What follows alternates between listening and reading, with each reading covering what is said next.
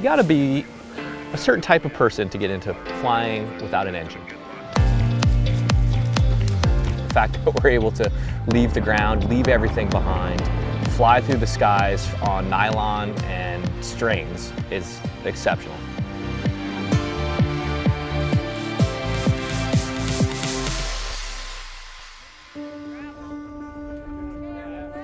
The Rat Race is a 7-day-long paragliding competition with 200 participants that also serves as the U.S. National Paragliding Championship. My name is Nick Grease. I'm a professional paraglider pilot. A paragliding race is very similar to a sailboat race. They race around buoys. We race around several different GPS coordinates that we have to hit along the way. Each morning, the race course is determined by the weather for that day, and a course typically ranges from 40 to 70 miles long. The first person to finish the course every day gets 1,000 points. If someone's 5 seconds back, they get 995, and so on and so forth. And then at 7 days, you add up all your scores together, and whoever has the most points wins. I grew up in Long Island in a suburb close to New York City. I went to Beloit College in Wisconsin, and after that I returned to Manhattan to take a job at a PR firm. My second day of work was September 11th, 2001. So I was walking to work and I saw the first plane hit the World Trade Center from the street. I don't know if that played a significant role, but it played some role in me deciding that I needed to do something sooner than later if I wasn't completely satisfied with what I was doing. So I sold all my possessions, I lived out of my car, all I did was fly. I've dedicated my life since 2001 to flying paragliders. For many years I've been one of the top pilots in the US, and that to me is a sign of success. Watching the start of a paragliding race is a sight to behold. 100 pilots launching off a hill and then getting up into the starting paddock, which is what we call a gaggle. The start can be a chaotic experience of people that are trying to get to the top so that they're in the best position. So everybody jockeying for position. Once that starts, it's just a glorious experience of rallying through mountain ranges for a whole day with your friends. After 7 days, you're pretty exhausted, but that's also the real joy in doing any kind of endurance event. Just like with anything, whether you're trading stocks or riding bikes or flying paragliders, you're always trying to make progress and increase your ability to succeed. And paragliding competition is a beautiful example of pitting your skills not only against your competitors, but against the elements.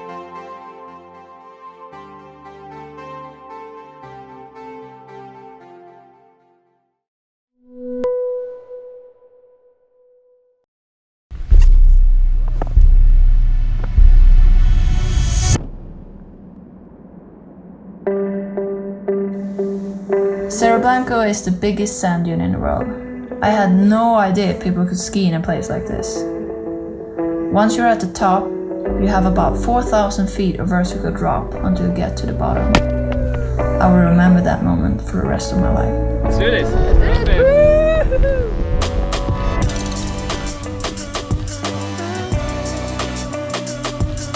My name is Emma Dahlström. I'm from Sweden and I'm a professional free skier. I'm Jesper Tjäder. I'm also a professional free skier. We're both on the Swedish national team.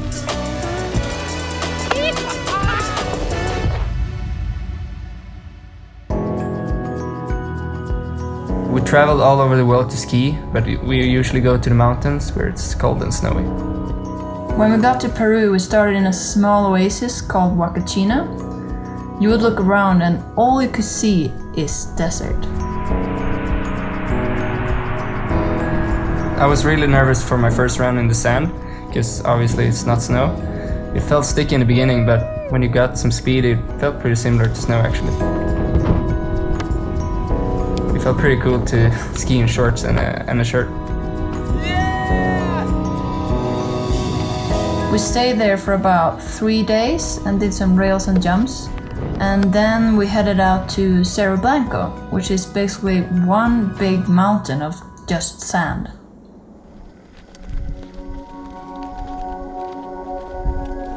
Once we were at the base of Cerro Blanco, we hiked with all our gear for about 3 or 4 hours. By the time we got to the top, it was completely dark. That next morning, when we first saw the view, that was magic. I watched the sun come out over the mountains, and then we just dropped in.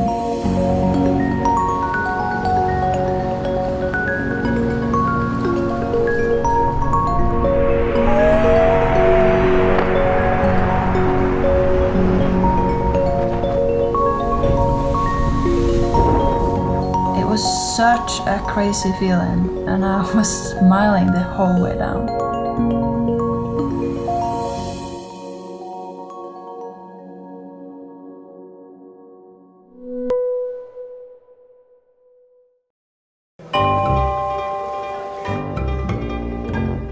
When you're looking out from the platform, usually it's just water everywhere, which makes you feel really, really tiny jumping into this giant ocean. I'm Rochelle Simpson, and I'm a world champion cliff diver. It's very similar to Olympic diving. The only difference is at the end, we're going to land on our feet. As I climb up on the platform, you hear the wind blowing in your ears. Sometimes there's seagulls zooming around my head. I hear the announcer call my name. It's kind of like I'm going into this hallway and the sound slowly cutting out because that's when I'm going into focus. And that's when I set my feet and then my arms go up. I count to 3 and go. Your body's on autopilot and your brain is just sitting back watching. Front somersault, full twist, second somersault, tight position, half twist. When you hit the water at first, you don't notice anything, and then it starts all coming back. You create bubbles underneath the surface, and you feel those bubbles pushing you back up to the surface. Quite a cool feeling, actually. And you come up, take a breath of air, and the rush of adrenaline, it's like you've been holding it off and not even breathing until you hit that water. Each time I enter the water, it's another successful moment of convincing my brain to do something I'm scared of. But each time I get a sense of empowerment when I overcome it. I love it.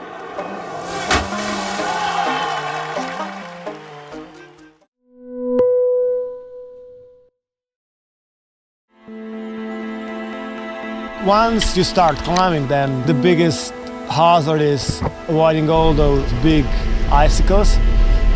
They are huge, like the size of a family car. Those daggers are really not attached that well to the rock, and sometimes you take just a small kick and they just collapse and fall down.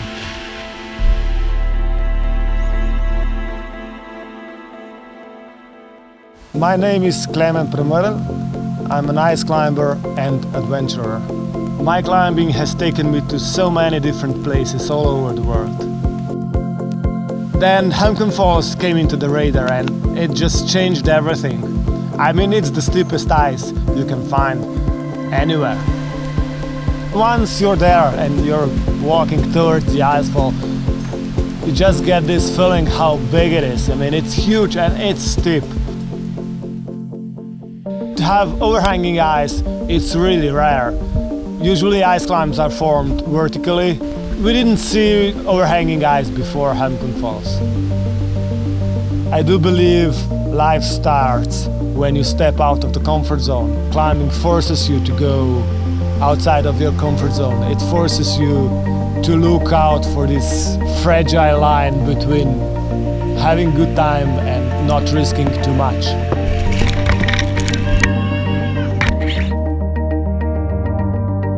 Fear is present a lot.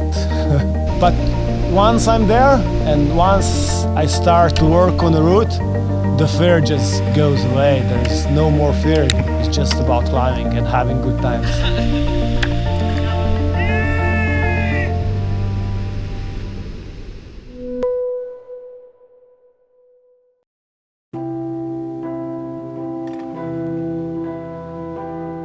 When you highline often, you really learn to train your fear like a muscle. Sometimes the height isn't the scariest part. Sometimes it's the exposure, which is how much space you can perceive around you.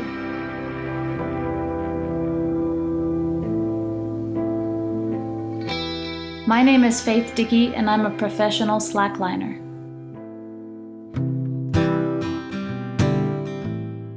So slacklining is the umbrella term for all the different facets of walking on a flat, woven band. One of these facets is highlining, which is walking a slackline high off the ground. One of the best ways to train for highlining is setting up slacklines over water. When the current is passing underneath you, you automatically start to fall that same direction, and it's almost like you're not in control of your body. And that's great practice for highlining, because in highlining, when you're dealing with all the fear and adrenaline, oftentimes it feels like you're not in control of your own body either.